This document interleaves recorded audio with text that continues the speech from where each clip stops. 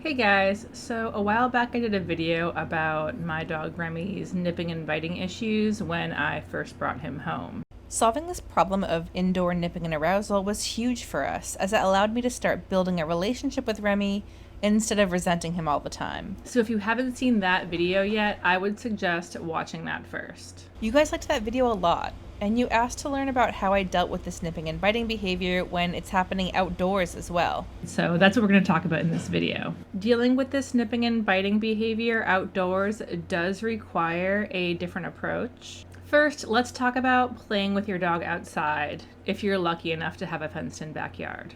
Being in a backyard can be tough because you don't have the option to use gates and barriers, like I suggested using for indoors when you're dealing with nipping and biting. When I first brought Remy home, being outside in a backyard was really tough for him because it was just so exciting and super overstimulating. While I don't know much about Remy's past at all, it seems very likely that he was at a minimum neglected. It doesn't seem like he got outside much at all because just the act of being outdoors for Remy was so overstimulating for him. He could barely handle it. It's really very sad when you think about what this means for what his life was like up to this point, to result in such an extreme sensitivity just to being outside at all. He really didn't know what he was supposed to be doing, like, ever. A lot of our indoor issues got a lot better when I started giving him more structure and routine, giving him several puzzle toys and enrichment activities every day. And that's why I'm so passionate about enrichment, and I really encourage people to learn more about canine enrichment. We even have a whole course dedicated completely to canine enrichment, so check it out if you're curious about how you can make your dog's life a little more fulfilling. Even though the indoor issue was probably the most stressful for me, outdoors was not easy either. Outside too, you can see him just kind of standing there at a loss for what to do with himself. He's obviously not relaxed. He's very tense. And without any better suggestions, he just decides that grabbing my mom is a solid option. So how do you manage this kind of situation? Well, for one, if your dog is doing stuff like this, you need to establish a firm rule that no one is allowed to be outside in the yard with the dog except whoever is working on the training. For one, it's just not safe. And secondly, every time your dog gets the chance to practice this kind of behavior, the more reinforced it becomes. I think we all have these preconceived notions of what living with a dog should look like, and just chilling out in the yard with them is definitely one of those ideas. But that's not going to be the reality for every dog, at least not right away. This isn't to say that you're never going to be able to relax in your yard with your dog, but it won't be today, this week, this month, maybe even not this year. Hey, real quick, if you're getting something out of this video, please just take a quick second to give it a like. It's a quick little way to provide a huge help to our channel, so thank you so much. So what do we want our dogs to be doing when they're in the backyard? What do we expect of them? Usually we expect them to sniff around a bit, explore, do some pottying, and play. So let's talk a bit more about play. Play with a dog who has over-arousal issues can be a tricky thing. It's easy for play to tip some dogs over into the over-arousal territory, where they then start to become a lot more nippy and bitey. I ran into this issue a lot with Remy in our early days. There were so many times where I would throw a toy for Remy, trying to play a game of fetch with him. He would run towards the toy, pick up the toy, turn around. When he turned around and would see me, he would come charging back towards me with all this arousal, would drop the toy, and then by the time he got to me, he'd been pumped up, he's running, he's full of this arousal, and he would just like grab me. And it was terrible, and I hated it. So I had to hone in and ask myself, how do I stop Remy from running up to me and grabbing me like this? So what I started doing is when Remy would start running back towards me, I would grab a handful of food. And right as he started to barrel up to me, when he was about 2 or 3 feet away, I would do a treat toss in the grass. And Remy is very food motivated, so throwing treats into the grass would immediately redirect him and got him sniffing around. And sniffing is absolutely incredible for lowering cortisol and bringing those arousal levels back down. Then, after he had a chance to sniff around and calm down a bit, I would ask him to do a few easy cues he knew really well, like a sit or a hand target.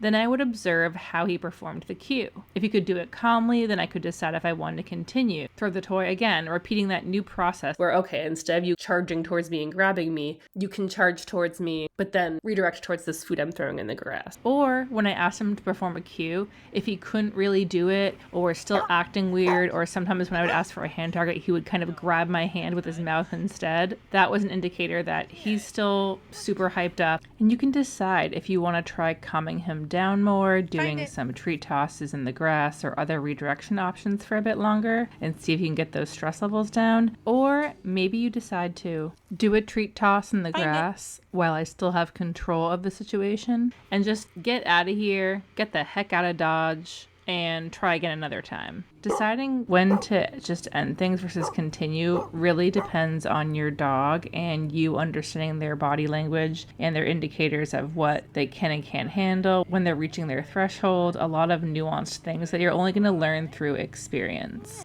And remember, like I was saying in the indoor nipping and biting video, this kind of training work around play and practicing to keep those arousal levels low outdoors can only happen when your dog is still under threshold. Like maybe you see he's starting to get a bit spicy. You see he's panting a lot. He's acting frazzled. And that's when you want to work on redirection and helping your dog calm down. Oh, good boy. But if he's crossed the line and gotten into this kind of manic state, learning brain is off and lizard brain is on. There's nothing you can do at this point other than to just get out of there ASAP.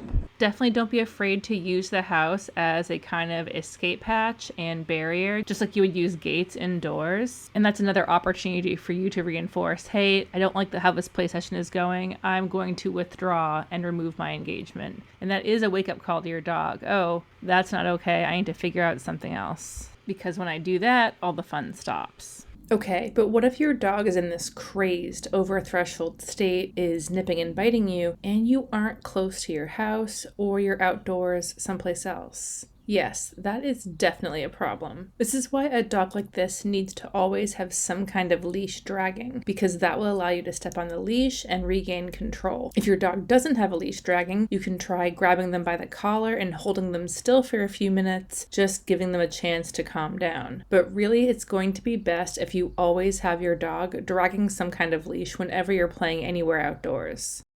Long lines are really great for this. But yeah, basically, from there, just keep rinsing and repeating that play process. And eventually that will create a pattern so that now when Remy comes running up to me while playing outside, he knows to calm down a sec, sit down, and get rewarded for that. Or I'll put my hand out for a hand target and he'll get rewarded for doing that. And now he knows that's our new process. That's our new habit, not grabbing onto me and playing tug of war with my clothing and just going totally ballistic.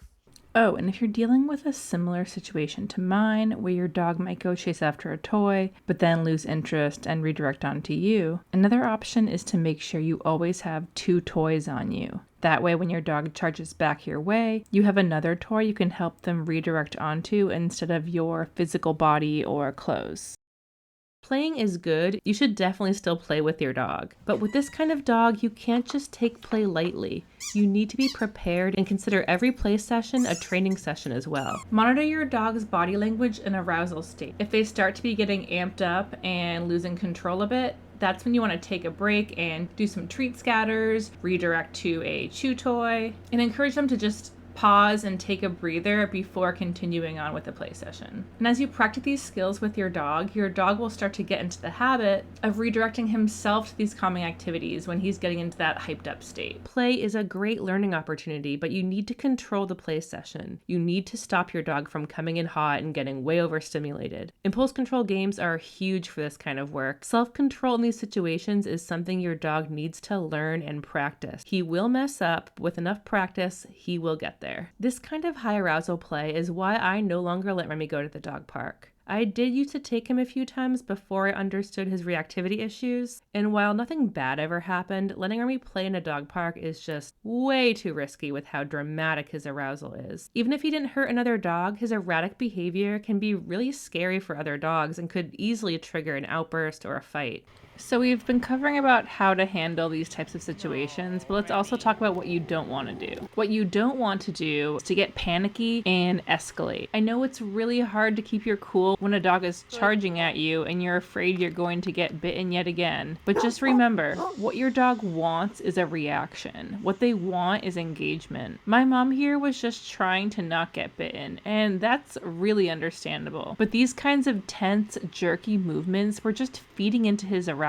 Your goal when your dog is getting like this is to become super boring and redirect your dog to take out his big energy on something else that's more appropriate, or direct him to an activity that will calm him, like sniffing. You want to avoid feeding into the energy and escalating things as much as possible. That's really the name of the game here. No, no, Remy.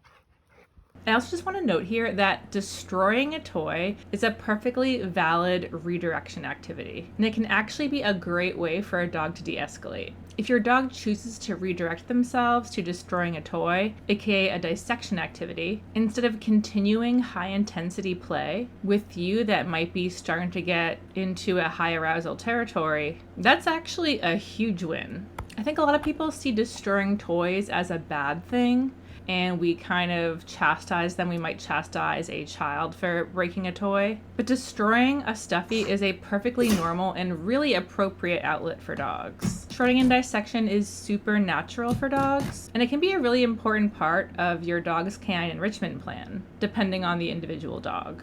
So if your dog is inclined to destroy toys, consider it a good thing. He might be choosing to destroy the toy instead of your sweater. Please like this video if you found it useful. It really helps us out a lot.